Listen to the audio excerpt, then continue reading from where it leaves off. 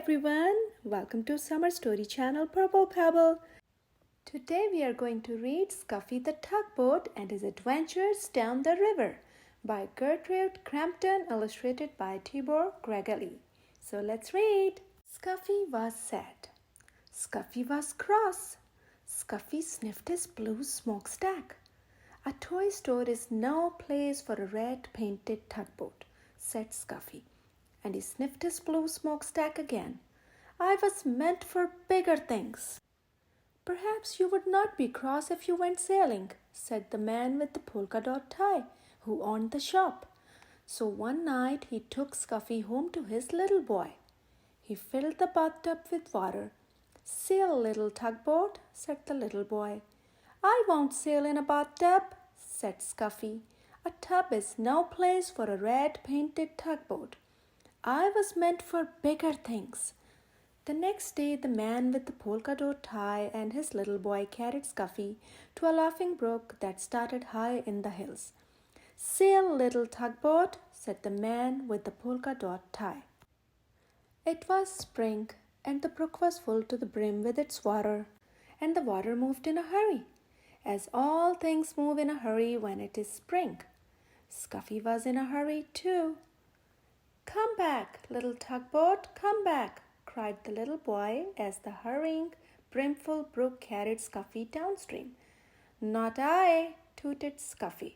Not I. This is the life for me.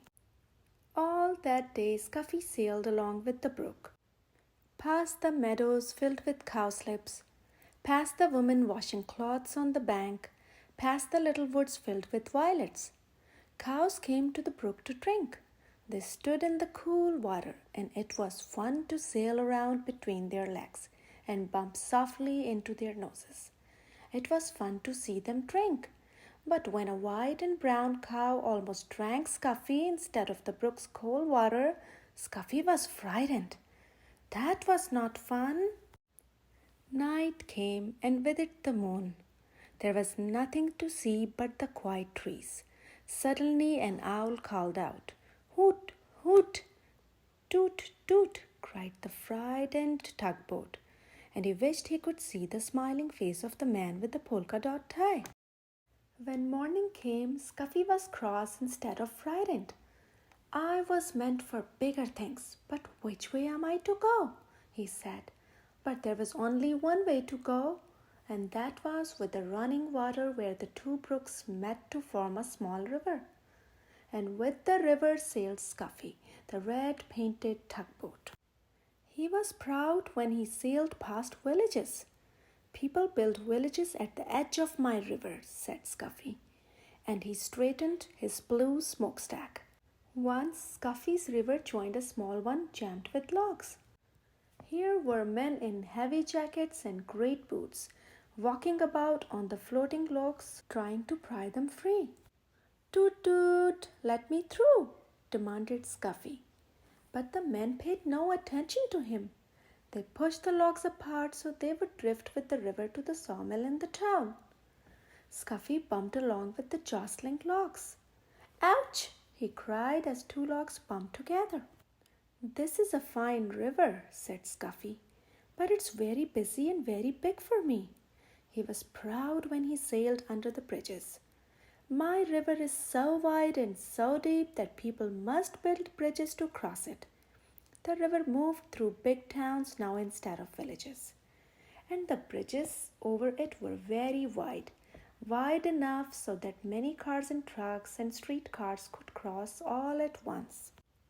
The river got deeper and deeper. Scuffy did not have to tuck up his bottom. The river moved faster and faster. I feel like a train instead of a tugboat, said Scuffy, as he was hurried along. He was proud when he passed the old sawmill with its water wheel. But high in the hills and mountains the winter snow melted. Water filled the brooks and rushed from there into the small rivers. Faster and faster it flowed to the great river where Scuffy sailed. There is too much water in this river, said Scuffy, as he pitched and tossed on the waves. Soon it'll splash over the top, and what a flood there will be. Soon great armies of men came to save the fields and towns from the rushing water. They filled bags with sand and put them at the edge of the river. "They're making higher banks for the river," shouted Scuffy, "to hold the water back." The water rose higher and higher. Higher went the river. Higher went the sandbags. At last the water rose no more.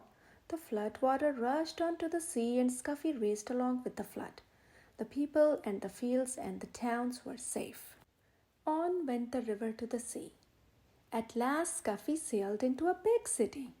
Here the river widened, and all about were docks and wharves. Oh, it was a busy place and a noisy place. The cranes groaned as they swung the cargoes into great ships. The porters shouted as they carried suitcases and boxes on board. Horses stamped and truck motors roared. Streetcars clanged and people shouted. Scuffy said, "Toot toot," but nobody noticed. "Oh, oh," cried Scuffy when he saw the sea. "There is no beginning and there is no end to the sea. I wish I could find the man with the polka-dot tie and his little boy." Just as the little red-painted tugboat sailed past the last piece of land, a hand reached out and picked him up. And there was the man with the polka-dot tie with his little boy beside him. Scuffy is home now with the man with the polka-dot tie and his little boy. He sails from one end of the bathtub to the other. "This is the place for a red-painted tugboat," said Scuffy, "and this is the life for me." The end. I hope you have enjoyed this book. Don't forget to like and subscribe and buy this amazing book for your home library. Thank you.